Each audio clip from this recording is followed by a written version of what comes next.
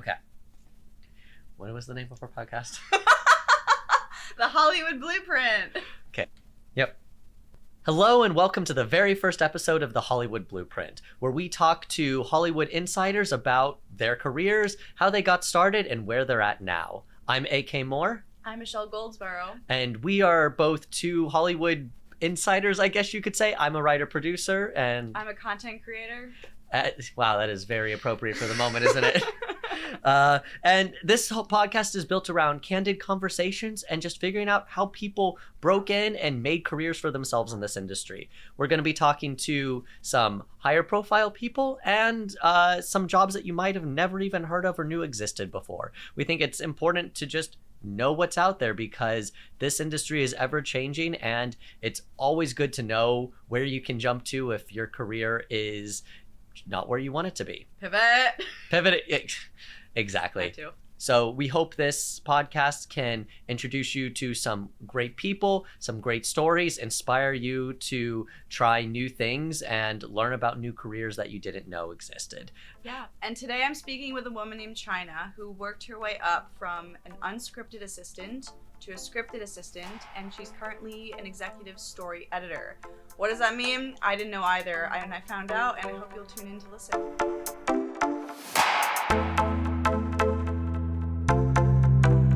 Chynna, thanks for joining us as the very first guest. I'm so excited you're here. How are you? Hello, thank you so much for having me. I am excited to be on here and talk about my crazy journey.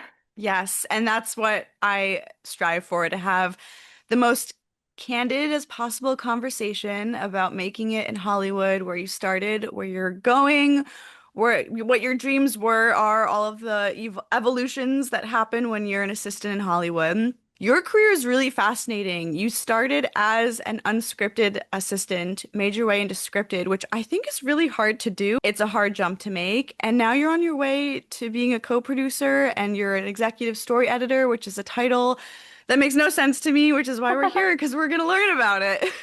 So Yes. obviously, we have to start with the question everyone likes to ask each other when you network. How did this all begin for you? Take me back to what the pull for you was to join the entertainment industry, and did you always know you wanted to be a writer? So I'm actually from Los Angeles, Hey.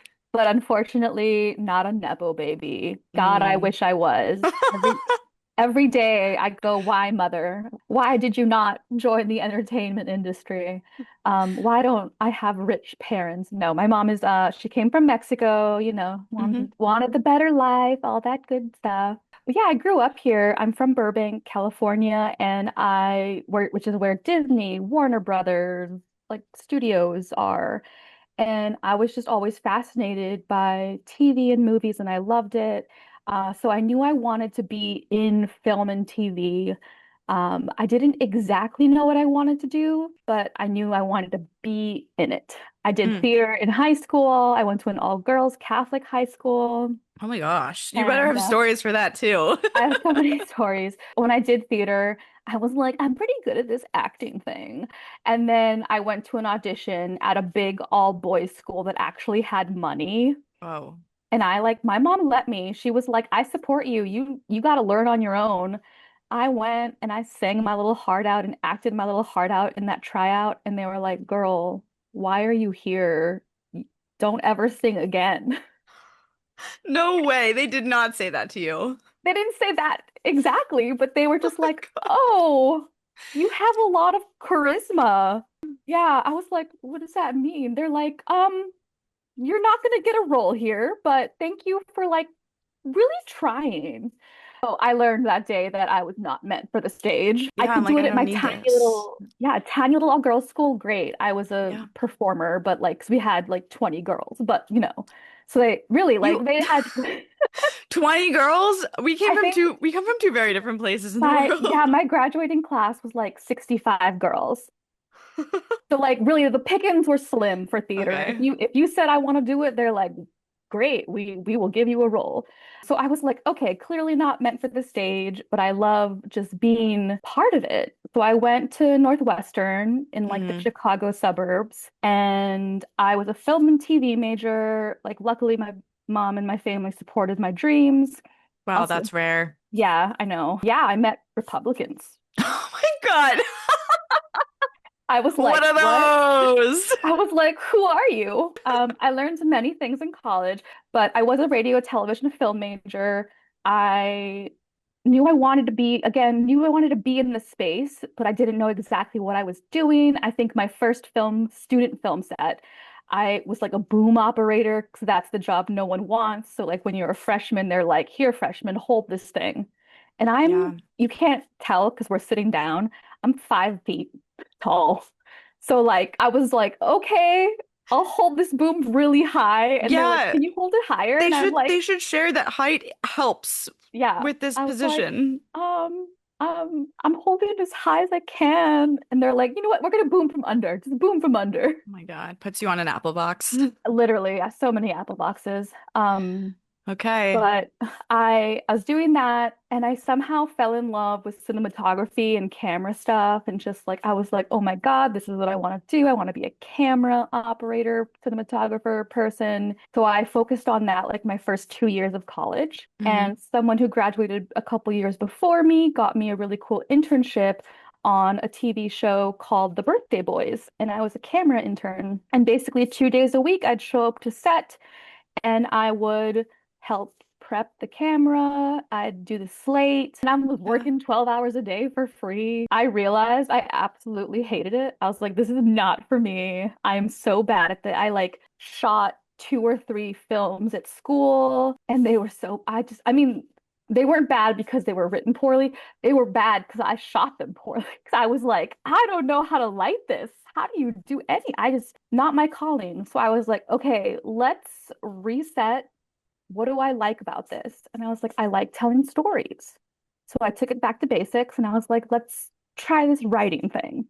And just, I think the way things are set up at school at Northwestern is if you're writing, you're also kind of directing. So Mm. I did a lot of like writing and directing my last 2 years. I applied to like specific programs. I got a Northwestern University Women Filmmaker Alliance grant. I got like a multicultural grant. Because we I like forget how many opportunities exist when you're still in college. I know. They're just like, do you want money? Take it. It's Take here. it here. I applied to senior directing where you get to write and direct your own little short film. Hmm. So I did all these programs and I made like I wrote and directed several short films and I absolutely loved writing, directing, I could take or leave. But I Yeah. loved writing and what I realized is I really loved writing TV. I was like, wow, I wrote some stuff. I'm so ready. I I graduated. wrote some stuff. Here it is. Yeah. I was like, okay, I'm going back home to LA where all the opportunities are. Gonna move back in Mm, with my grandparents. mm. Ah. I mean, free rent. I'll take Oh it. yeah, no, it was great. I absolutely loved. I mean, did I kind of like turn into a teenager again? Yes, but it was Inevitable. free. Yes. I had no idea what to do though. They don't tell you what to do. They're just like, No, they do not. And that is why we're here. they do not tell you what to do. The only thing I knew was people were like, all the people who graduated before me were like, yeah, go work in a mailroom. And I kind of worked in mailrooms already. I did a lot of administrative assistant work as just like my work study and my summer job. I didn't Hmm. really do the summer internship thing except for that one show. Hmm.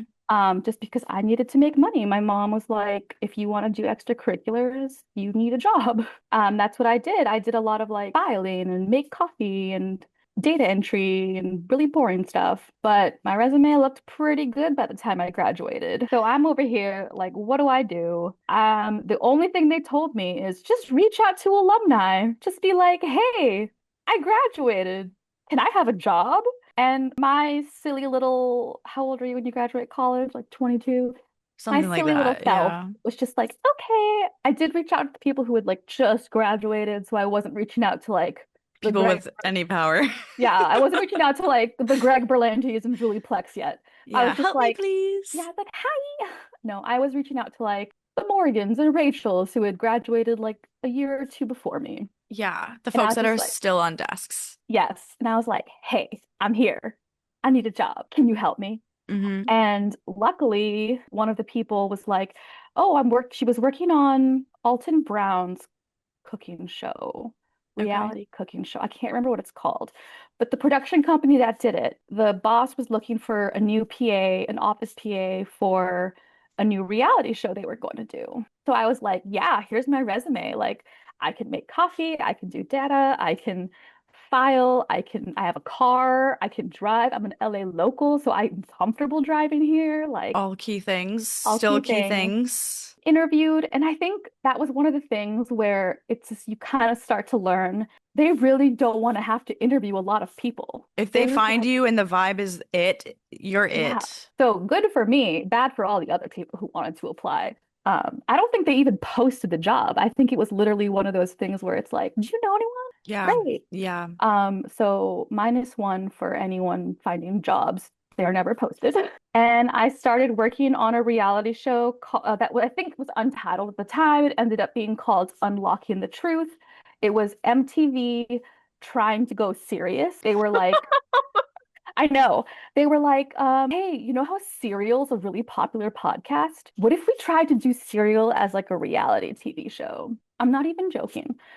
We explored. I believe you. Yeah, so we like spent months like researching different cases across the United States that people were like, I'm wrongfully convicted. I learned a lot. It was a really interesting experience. One of the hosts was someone who was wrongfully convicted and then exonerated. Yeah, I basically did a lot of paperwork, sent a lot of emails, made a lot of coffee, and read about so many of these cases. And they finally landed on the 3 cases they were going to follow. And I had been researching them and reading about them for months. So they were like, hey, we kind of need like an assistant to our executive producer who can just travel for a couple months and knows the cases, and you're here.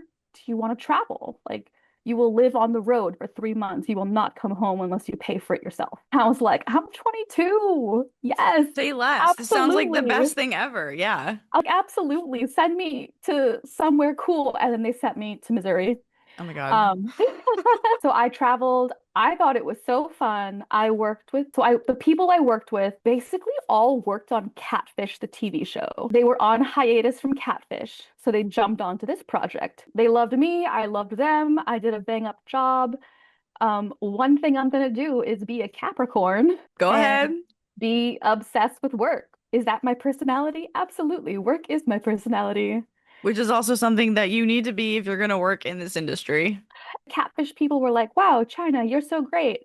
We actually need a new PA on Catfish. Do you want to come? And I was like, hell yeah, more travel to cool places like Saginaw, Michigan. That's the only one I remember. I don't know why. I went to so many random ass states. Like the little places, like places where Max and Neve of MTV Catfish fame were considered like, oh my God, did you hear the rumor? Max and Neve are here. We get so much free stuff. But Wow. Catfish was a time. So I worked in the office as an office PA. And then when they got episodes, like when people were out catfishing and they were like, okay, we'll do the episode, I would travel with them. And I was basically the talent PA or Max and Neve's person. I think person's the nicest way to put it. Yeah, yeah. Oh my God. What a time. I did it for like, let me put it this way. I think I was on Catfish for about 2.5 years. Oh, that's a long time. Yeah, it was. Okay. So, but not at the same time because it got so bad. I was so depressed. Oh my I God. quit. I had to quit. I was unemployed for like 3 months. But good for you for doing something that you needed to do for your mental health, because that's like not talked about enough. If the like condition is really not working, it's hard, but you can walk away, and you did. Can, until they text you and say, hey, you want to come back? And you're like, well, I guess I will. Do I know it's not a healthy place for me? Absolutely. Do I need money to pay my Yeah, I do. bills? Because I have to do that now. Yep. Mhm, Guess mhm. I'm going back to Catfish. Okay. Everyone was like really nice. It's just Max and Eve were the show. So the producers kind of like, if they didn't want to work, there couldn't be a show. Right. Which Yeah. means they were kind of allowed to do and act however they wanted. Yeah. So I will let you use your imagination. I can only imagine. I'm I'm so sure- sorry you went through that. You know, it's not okay. Like no one should be treated poorly, but Say it for the people in the back. Like, no one should be treated poorly. Especially just because like your position is lower than someone else's. That's Mhm. so crappy. Mhm. And you don't just because you like don't have power, you're not in a position to power. Oh, Mhm. horrible. Never do that. Always treat assistants with kindness, you people, because Go you never up. know. But also you should just treat everyone with kindness. That's just like, Seriously. yeah. Gosh. Okay. Well, damn. But How it did you was escape? so while I was on Catfish, we moved buildings, like the production company moved buildings to bring all the shows into one building. Mhm. So I started talking to everyone on the other shows. I was like, and I learned early you have to tell people what you want. It's so hard. Yeah. But while I was on Catfish, I just kept telling everyone I want to be a writer. I want to be a TV writer. I want to work in scripted. So Mhm. everyone knew, but I was too good at my job to fire. Like they weren't gonna let me go because I had one, they knew I had nowhere to go. And two, they literally tried to replace me and it took they like had three people while I was gone and they had to Oh fire my them. They God. couldn't. And then when I did finally leave for real, they Yeah. had to hire two people to do my job because they couldn't You like were find. that good. I That's was that like, girl. that's a great place to be, but also still, if you're treated so poorly, it's such a shame. I was talking to everyone on the other shows and I was basically like, hey, I want to work in scripted. I want to be a TV writer. Hi. Nice to meet you. Hey.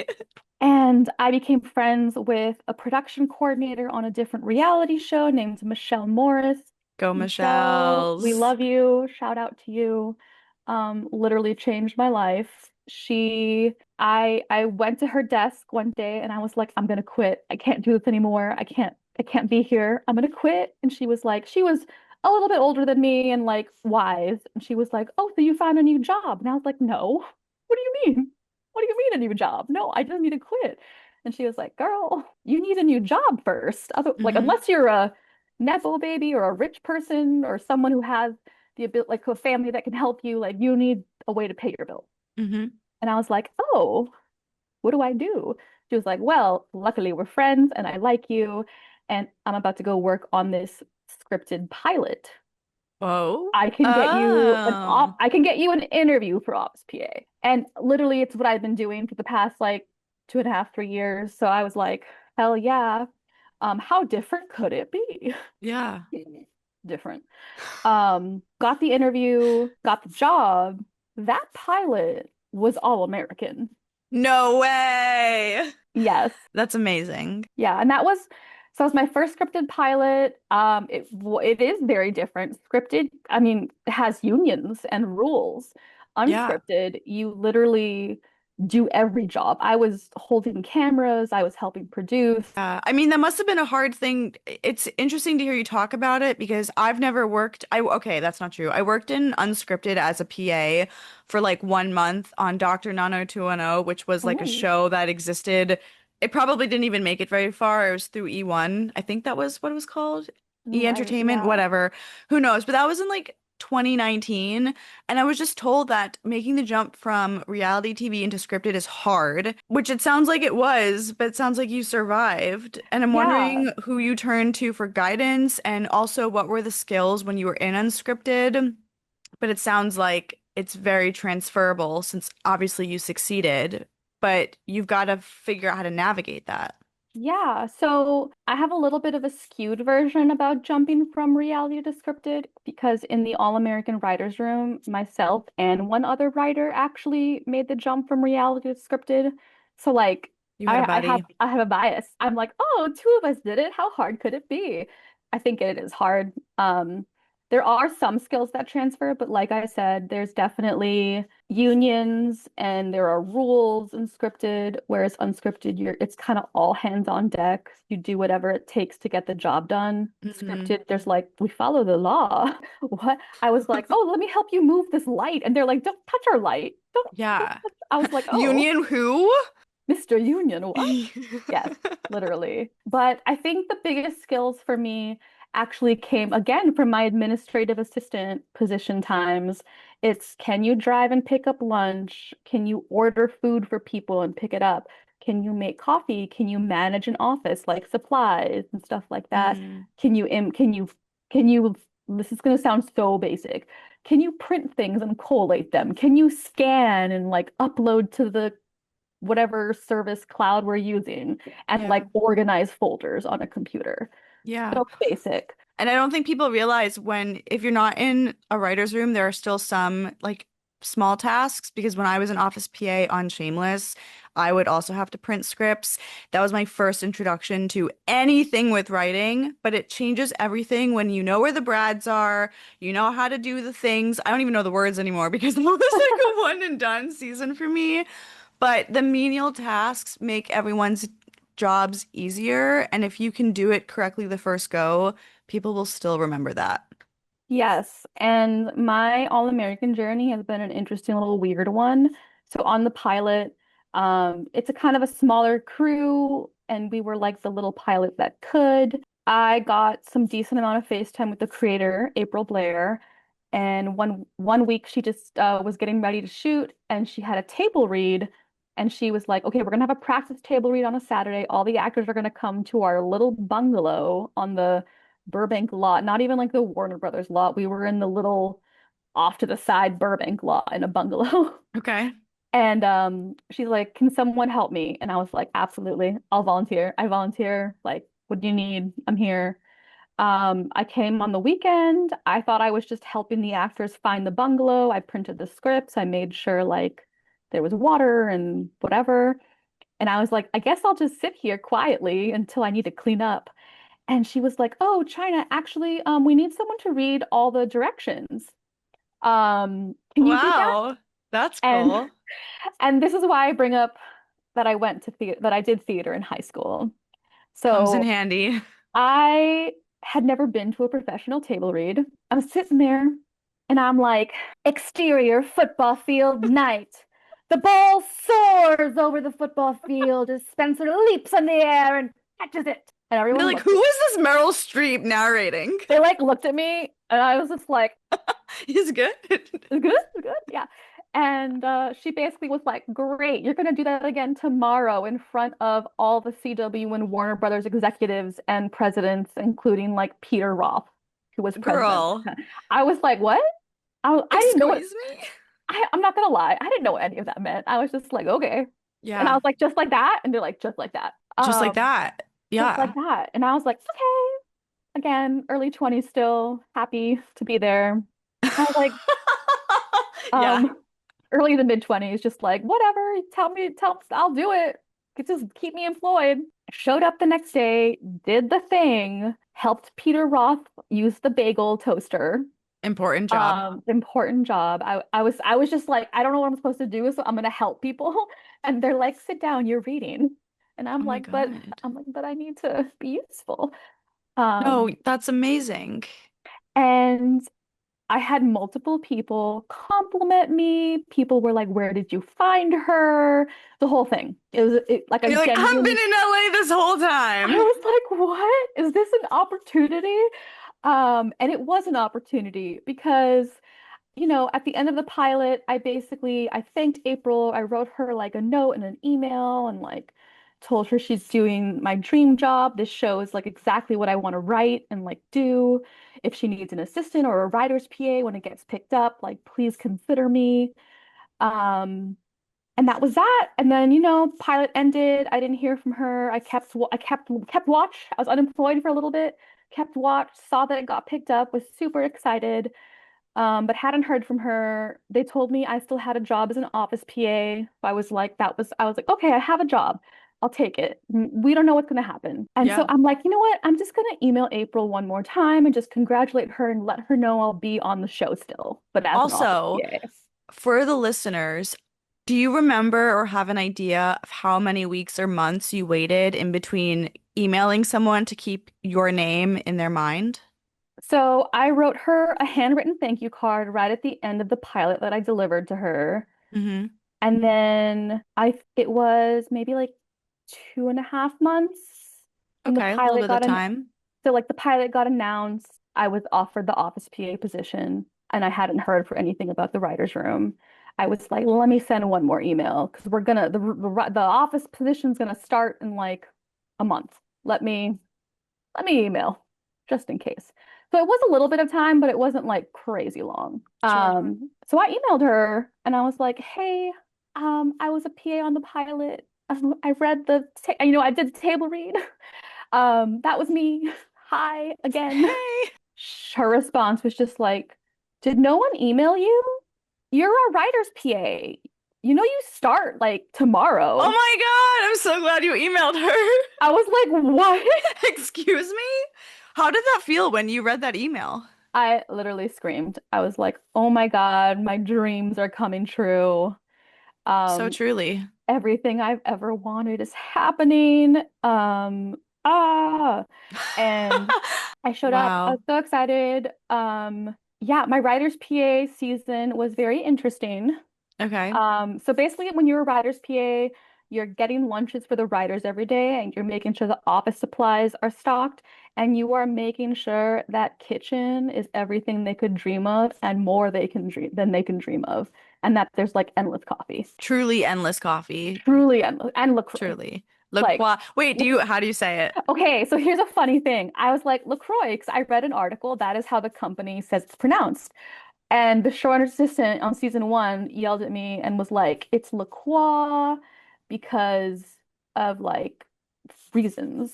And Just I was like, reasons. "Oh, but this article's," and it was just, yeah, the whole Yeah. thing. Because Yeah. I don't care how people say it. It's the sparkling water everyone likes. Okay, so you were being a badass writer's PA. Being a badass writer's PA, minding my business. The showrunner's assistant on season one was really mean to me because she was promised this is kind of like tea, you guys. She was promised the writer's assistant position, but then someone else came in and kind of like had some connections and Mm, was given the writer's assistant position. So she didn't get that. She got the short assistant job instead. So she was just very salty, and the only person that she could be mean to was me. Again, unfortunately. Yeah. unfortunately, I'm just like taking it. Luckily, I had experience, so I was like, you can Yeah. try. And that is part of your resume. You need to have a thick skin. Yeah, be Yeah. ready. And if you're gonna cry, do it in the bathroom. And then bring eye drops. Yeah.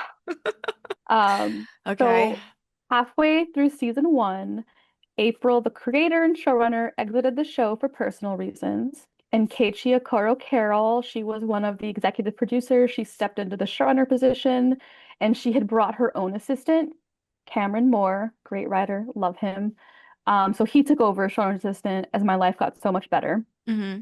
But yeah, oh my God, I'm so silly. One of the reasons April said I was writer's PA is because I had to do every single table read. Oh, wow. That is important. That is very important. I'm so sorry, you guys. Wow. Yeah, Okay. So they considered you a fundamental part of the day. yes. And Amazing. to this day, just so you guys know, I missed maybe two table reads, one because I was like sick or my grandpa was in the hospital or something like that. Hmm. And then episode 100, which I co-wrote, I thought it Ah! I thought it would be cool to like hear someone else read it. So I didn't read it, and then I regretted not reading it. So I did the final episode of All American. We had a final table read, and I did that one. We all cried. Yeah. Anyways, that's fast forwarding. Did the writer's PA job season one, and then because Cameron had been with NK for a couple years previously, when we got picked up for season two, she was able to staff him. And she was like, Chynna, you did a great job. Like, do you want to be my assistant? Oh And my God. she was on an overall, and she was developing, but like mostly she was just running All American. Okay. And Cam was like, "Oh, it's such an easy job. Don't worry. Like it'll be great. And you get paid a little more and you don't have to get lunches." I was like, "Say less. No lunch getting." Truly, it is one of the hardest and most tedious things, but also so necessary and part of the job. You learn LA so quickly, but gosh, it's a lot to juggle all that food. It and just like I was trained from Catfish, like Mm. I was opening sandwiches. Like I brought gloves to like open food and like Yeah, look at you need it. to check everything because if you bring something back that is not the way it's supposed to be, you will have a miserable day. You And it's will just, because you will get it is You'll Like get they take it yeah, so seriously. Food, nourishment, the drink order, the snack you get them, it just matters. It it matters does. so much. And luckily, all the writers on All American are always wonderful, and I only had a couple people get mad at me like Shout very out few times. writers. Yeah, Yeah. they're all great, and I think throughout all 8 seasons, like no one ever threw a fit over their food, um, Which is important. which is important to know. They're all good people. Yeah. Only two people gave me a hard time, and they were gone by season 3. Yeah, That's very rare. I know, so rare. Okay, okay, okay. Um, So, so I moved into the showrunner's assistant position on season 2. mhm, And Cam literally gave me one sheet of paper. It was her agent's contact, her manager's contact, like 3 important people, which was like Greg Berlanti's like assistant and like kind of coordinator, and mhm, like 2 execs at Warner Brother, like or one at CW, one at Warner Brothers, because that's all the people they talk to. He's like, your only job is to take notes during the notes calls and to mm, email them to this list of people. And it was like 5 people or something. And I mhm. was like, wow, okay. Had you ever done that before when he said, this is what you're doing? Did you understand what that task meant? Yeah, yeah. 'Cause Okay, I like when I was writer's PA, I did help. I learned a lot about the other support staff okay. position, but I had never, been a showrunner's assistant. So basically when he was like, these are the tasks, that's what I learned. To me, that was like, okay, this is what I do. And the showrunner assistant season 1 did help me set up the office. Hmm. So I was like, okay, so I just make sure the office gets set up. I help the writer's PA. I take notes. I Yeah. answer the phone. That's it. I get the boss coffee sometimes if she wants coffee after the coffee run. Well, NK, we call her NK for short for NKchi. Hmm. Her career blew up. She sold multiple shows, and at the peak, I was assisting simultaneously while she show ran simultaneously 3 shows that were on air and in production at once. What? Yes. Are you well? Oh my God. Um, I honestly, I look back and I'm like, how did I do this? So And for people who don't understand the statement you just said, can you explain what that means to do all of that? Like what it actually entails? yeah, so basically she was running 3 shows that were like in production simultaneously and then would air simultaneously. All American, its spinoff All American Homecoming, and the NBC show Found. So I was helping, I was reading scripts. I had to know all 3 shows. It So basically means you don't sleep. you don't sleep. You don't have a life. You definitely do not have a life. Is this why Celsius exists? Because of this? I think so. It's just like Celsius, 5-hour energy, and like Yeah, it's a prayers. very demanding thing to be a showrunner's assistant and to be a showrunner but to be running 3 shows at once is almost unheard of. Yeah, no, she's a little angel from Superhero. heaven Yeah, who like was truly. given the gift of never needing sleep. This woman does Gosh, is does she a not sleep. vampire? I You can tell know. me. I'm like, are you? So we were both just losing our mind. I went from like one little show where I like took notes occasionally and like read the scripts and made sure I printed out a call sheet to like printing out 3 call sheets. I organized all her things in binders. I had 3 different color binders, one for each show, with like the script, the production documents, which I don't know if you know, I won't get into them because there's various documents you I know, I need feel when like you're we in need to have like production. a vocabulary like section of this Yes. episode. So when you're filming the episode, you have like documents like with the schedule and which actors are on set which day and what scene are we shooting and what do you need in each scene. So stuff like that. It just Mm-hmm. they were all in binders and I had to know what was happening every day, when we were shooting which scenes, when we Mm-hmm. were shooting this, when we were shooting that. Is this actor on set today? Who's doing this? What's doing that? Mm-hmm. Coordinating with 3 different shows, like all of this for Mm-hmm. 3 shows at once. Doing And you notes. have to know so that if they ask you, you're not like, 1 sec, let me check my notes. You Yeah. know it. You're not rifling through pages of paper. And you're just reading these scripts and you have to remember what's on what show. And it Mm-hmm. was crazy, crazy times. I did not have a life. I cried a lot. I didn't sleep. And then thank God, Mia Carr, and why am I blanking on Jenny? Jenny's last name. Jenny last name. I'm Hi, sorry, Jenny, Jenny. last name. I'm not remembering your last name right now. It'll come to me. Okay. Yeah. Mia and Jenny saved my ass. Mia was assistant to NK's producing partner through her like production company, and Jenny was the co-showrunner assistant on Homecoming. Okay. And they literally got me through my last couple years on the desk, like last Wow. season and a half, season or two on the desk. It was hard. It was a really hard job. I didn't have a lot of time to write. I didn't have time. I didn't have energy. I did not feel like the writers were all super great and supported me, but I just felt a little lost and confused. Like I had learned so much about the writers' room during the first like 3 or 4 seasons, but I realized everything I learned in school about screenwriting was like not applicable to the real world Mm. screenwriting. So I ended up taking some classes.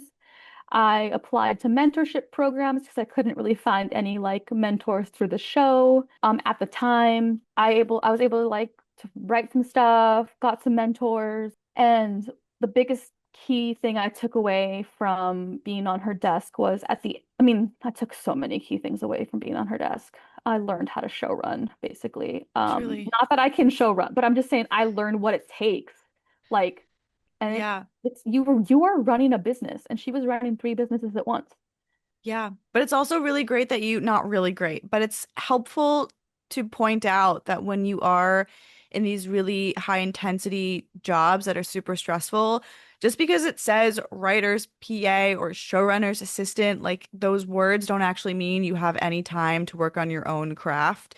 But I think when I was starting out and learning about titles, you assume that you're learning how to do things, but a lot of it is just getting your boss through the day. And then Hmm. you're so burnt out, you just don't have the energy to focus on yourself. And that's just what it takes to be in these jobs because the relationship that you're making is at that time more important than writing, dare I say?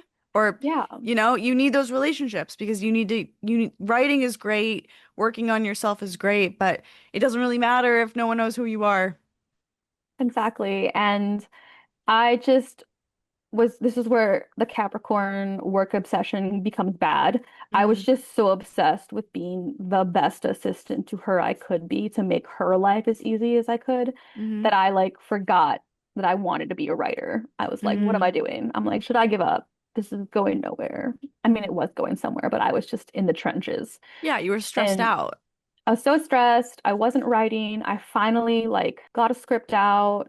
And at the end of every season, I'd ask her like, what can I do better? How can I improve? My ultimate goal is staffing. Like, I want to be doing what you're doing. That is my ultimate goal. Mm-hmm. And she'd like give me things to work on or like, oh, you were great. Like, and then, COVID happened, of course, during All American. So that Mm-hmm. kind of like push things back because she does believe in giving freelancers out, like giving freelancers to assistants and then staffing them. Like she was very much there was upward mobility. Mm-hmm. But there are people like who she had known longer and worked for her Yeah. longer and just been in the industry longer. I was still like super fresh. Like season 3 was only my like even though I had been working in reality for a couple years, like that was only my third season of scripted TV. Like I hadn't really been in it that long Yeah. even though I felt like I had been in it ever. So I just kept doing my job. And then I think at the end of season 4, I was like, what can I do to show you that I'm ready for a freelance? I gave her a script. And season 5, I got my first freelance episode. I co-wrote with Wow. Johnny Norris, Wow. who is a great person to learn from. He went on to create Motorheads on Amazon. That's cool. Yeah. Wow. So, Um, what do you think as you advanced? I know you've advanced a lot, but what do you think helped you advance at each stage? Because what I'm hearing you say is I continuously put myself out there. I did the hard thing where I would just, like find a moment to say, "Hey, this is what I want to do. What's your opinion? What's your recommendation?" Because I think that's a hard thing to tell executives and senior level people what you actually want to do and where you want to grow and don't forget about me and don't just keep me in the same job. really helped that the support staff who had become writers before me, they were like, you need to tell her, you need to like break it into little sections or like more manageable steps. Hmm. Don't just be like, I want to write. be like, I want a freelance. Yeah. And then after you do your freelance, be like, I did a good job on my freelance. I want to get staffed.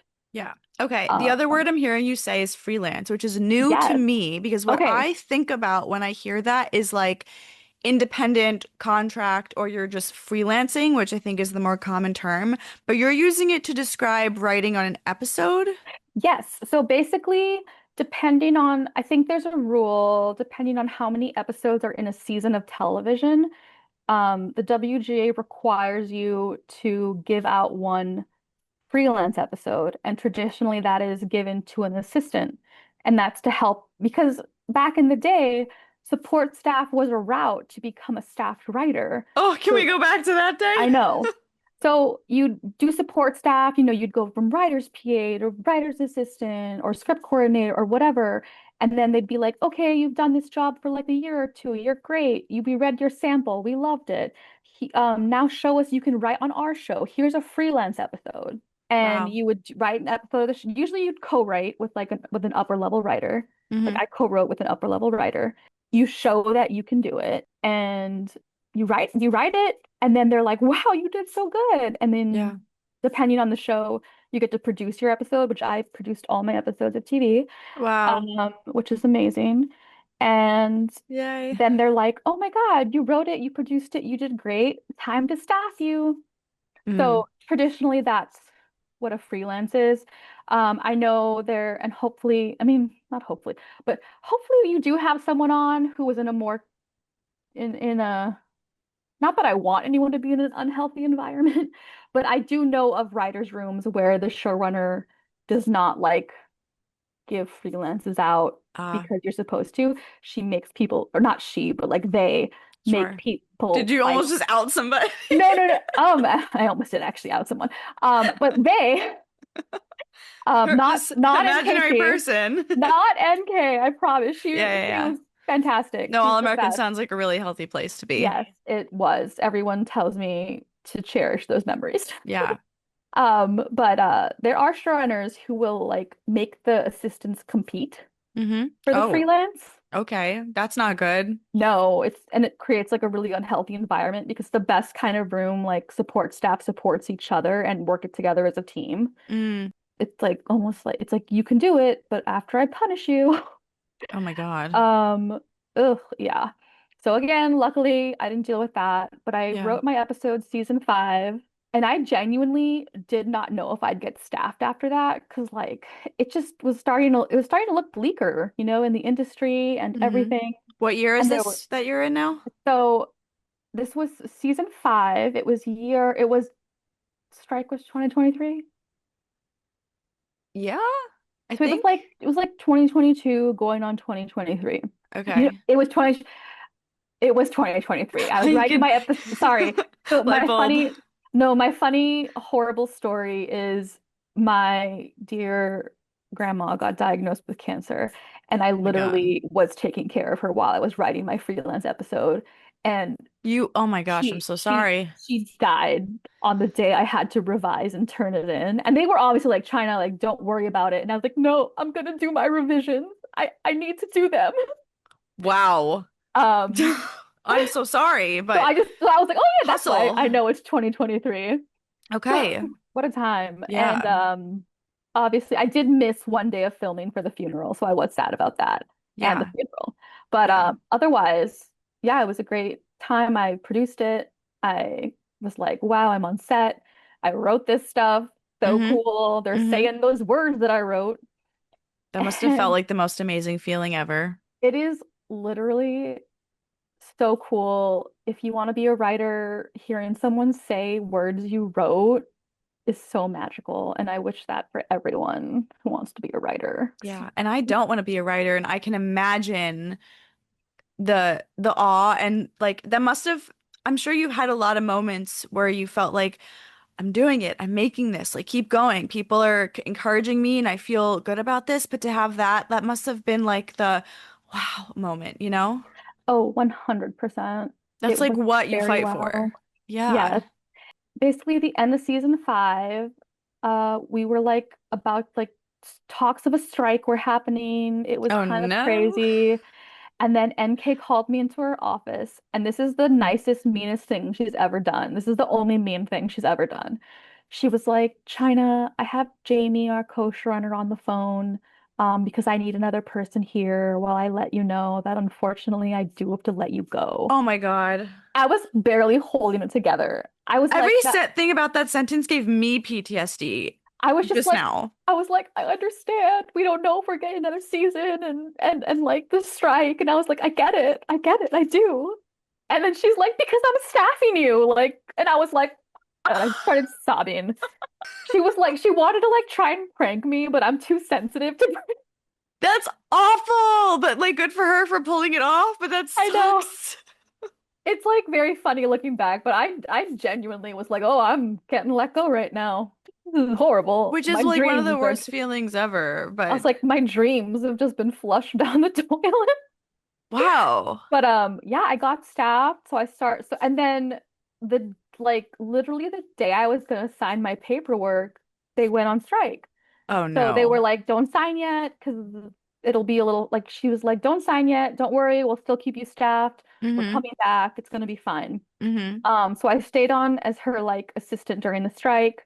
Bless her, she kept me afloat. And I did picket and stuff like that, but like, and not that there was much to do as her assistant because there was a strike, but Mm-hmm. she like paid me out of pocket so that I like survived. Wow. Oh, she's literally an angel. My People co like her, okay, people like her don't exist. She's a like unicorn. During COVID, my laptop broke during the middle of a notes call. Like it just decided to stop working. And I, hand wrote the notes as best as I could, but I texted her immediately after and I was like, I'm gonna figure this out. I'll borrow a laptop from someone. One showed up on the door the next day. She bought me a new laptop. I'm speechless. Like, and Okay. Katie, I love you. Thank you. Everyone Thank you for should your only be service. so Thank you. lucky to work for her. So lucky. Yeah. She should be in charge. Thank you for representing what people in Hollywood should be at any level. That's Yes. amazing. Yes. So Okay. yeah, I learned from literally the best, kindest person. Yeah, seasons. Wow. So we went through the strike and then the CW canceled all of its shows. And we were freaking out. I was freaking out. I was like, great, I get staff, we're gonna get canceled. And I feel so horrible because I know so many people who lost their jobs and their opportunities. But like, thank you, whatever powers that be. All Americans was like the only show, like I think it was Walker and All American were the ones that did not get canceled. Just like pure luck at that point. Yeah, like I mean, we were like one of the highest performing shows for the CW. It'd be like crazy, but we were I also, mean, like, okay, the numbers also do help. I mean, like the numbers helped, but The numbers also are what they look at. yes. But it's just, yeah, it just was a crazy ride. Honestly, COVID, horrible thing, but people found us on Netflix during COVID and blew us up, is what Wow. happened. So that's Yeah. how we ended up going 8 seasons. That's amazing. Wow. Gosh. And I mean, obviously you can never imagine your career working out so well. Yeah, I don't think I've talked to many people where a career is just that, if I can say lucky. It sounds like you were just yes. always at the right place at the right time and you got paired with the right people who were supportive and understanding and you didn't really need to fight for your life too much. Yeah, there were definitely struggles, there were definitely dark times, Of but course. I just want to reiterate, you have to tell people what you want. Yeah, Like which is hard. no one's gonna read your mind. And even if they assume, like, oh yeah, they probably are here because they want to be a writer, Yeah. like they have no reason to really do anything for you unless you're like, hey, I want this. This is what I'm working towards. What do I need to do with you to get me there? And unfortunately, there are going to be the people who are like, oh, that's nice, but like, I'm not going to help you. Hmm. And I hate that. I hate that for you. If you went through that, I'm so sorry. Hmm. But you will find those good people who are like, all right, what can we do to get you there? What is your current job title right now? My current job title is unemployed. Actually, so All American, we did our final season at the end of last year. So Okay. I finished as an executive story editor. Basically, how it goes is when you first get staff, you're a staff writer, Hmm. and then you move up if you can. Sometimes you can't, sometimes you can. You move up to story editor, Hmm. and then executive story editor, Mhm. co-producer, producer, and then it's kind of a little funky in there is like consulting producer and supervising producer, and then usually it's like co-executive producer, executive producer. Oh my gosh, that's so many. That was like 16 things. I know. Okay. Yeah, I got really lucky that I got to do those three levels on All American because WGA basically, the way it works is you are not allowed to develop your first 3 years as a writer. So Mm, you're only allowed to work on the show you're hired for.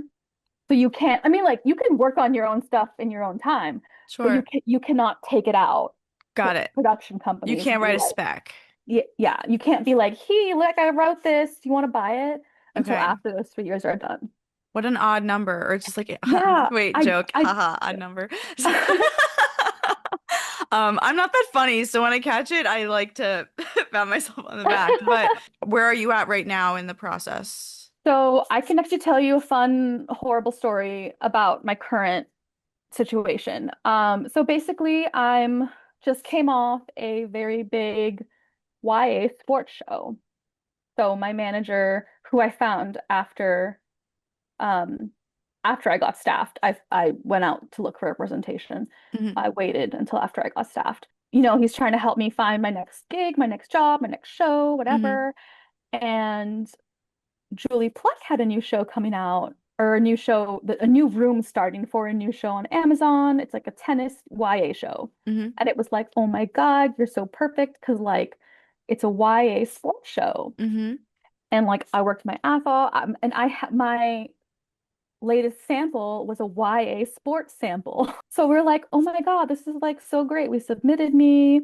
We found people like we knew like multiple executives who knew Julie and had them like recommend her to me, including NK, who put in a personal call and was like, you need to Oh, like talk bless to her. MK. Like she's so great, like Yeah. she's a fantastic writer, and like she crush on your show. I interviewed with Julie's executive, who was absolutely lovely. And even he was like, you have to talk to Chynna. She was great. Like, interview her for the show. I did not get an interview for the show with Julie.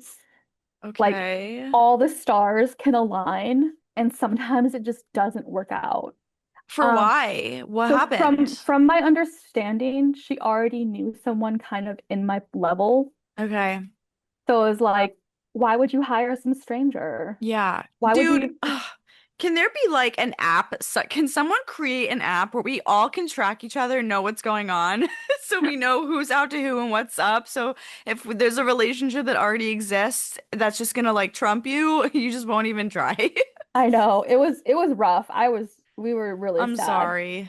It's okay. It's how it works. It's just my other thing that I am learning now is you really need to start creating as many relationships as you can with as Mm-hmm. many people as you can. And I don't just mean like networking, we network.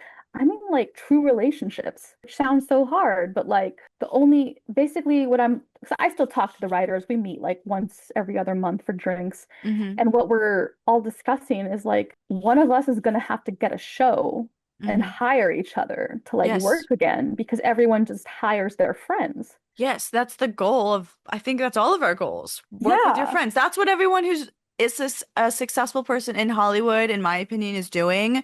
They're hiring their friends. They grew up Yes. together. That makes sense. Yeah. So it's just Yeah. kind of like oh my God, I need to meet more people who will, 'cause we have one writer who left after season 6 to pursue like more crime TV, Okay. like crime drama. And Okay. she is literally like the only person I know that has like blind interviewed and got staffed. Oh my And that's because gosh. she's actually like the most brilliant writer you'll ever meet in your life. Incredible. Well, good for Um, her. Jesus. but yeah, I like everyone else I know, it's like, yeah, I know they're my friend, or like Yeah. I knew them and they hired me, or like, Yeah. yeah. And that just happens more times than not, which is why every single person who ever meets anybody will always emphasize the importance of maintaining and developing relationships, not just networking and making it a one-off. Hmm. But thank you so much for sharing your journey. I learned so much, which is like the point of this journey for me. And I know that you said you're starting a pilot writing class, and Oh I my think that would be gosh. a great way to wrap Yes. up your this interview, this conversation we're having. I need to know the details. Yes. So one of my biggest things is I had no idea how a writer's room worked when I got into a writer's room. I didn't really know what the different support staff positions were. I didn't know how a writer's room functioned in real life.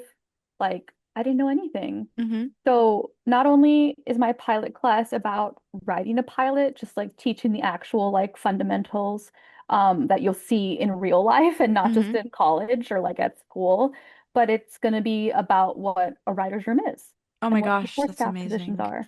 So if you have been support staff, you might be a little bit like, oh, I already know all this.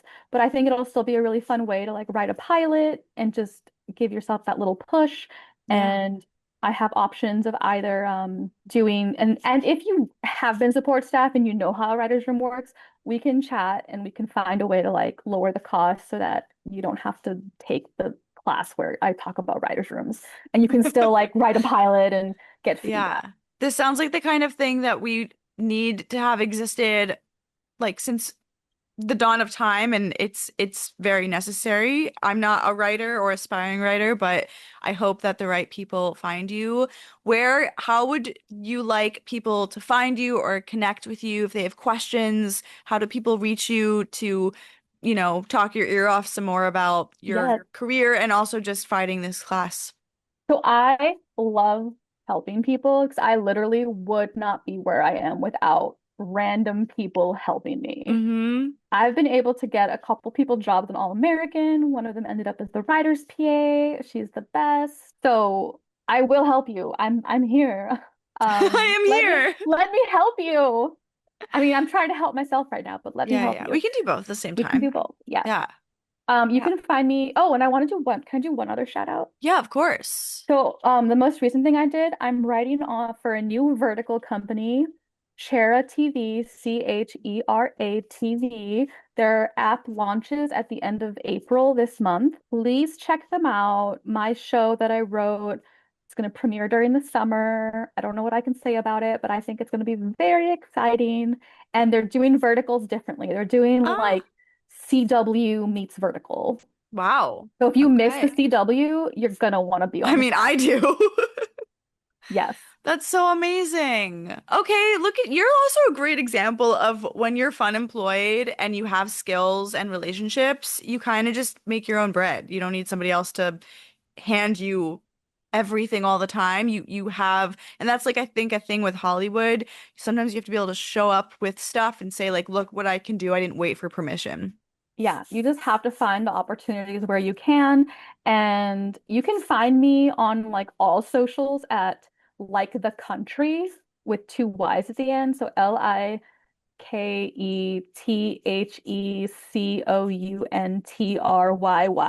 Okay. And then it's Okay. my email is just like the country with two Y's at gmail.com. So like please Amazing. reach out to me. If you're interested in my class, like just be like, can I learn more? And I will tell you everything I can. This is amazing. Thank you so much for your time, and I hope that your class sells out. Thank you. And Yeah. if people are really interested, I'll do multiple sessions. So if maybe this session doesn't work for you, but you're like, but I'd love to take it in the summer, just like hit me up and we'll find time. Hell yeah. Well, thank you so much for joining us on the first episode. Thank you This for was doing lovely to this. meet you. It was so Yeah. lovely to meet you. I'm so excited to hear everyone's story. And hopefully everyone learns there's not just one way in to where you want to go. There's never just one way in. That's another thing about this show. It's just sharing the stories of the windows and the cat doors that people found to get in. You crawl your way through that cat door. You I do it. will. Thanks so much for listening. If you were entertained and maybe you want to be on it, feel free to reach out to us. Or if you know someone who would be a really good guest, I would love to be introduced to them. Thank you so much for listening. We'll see you on the next one.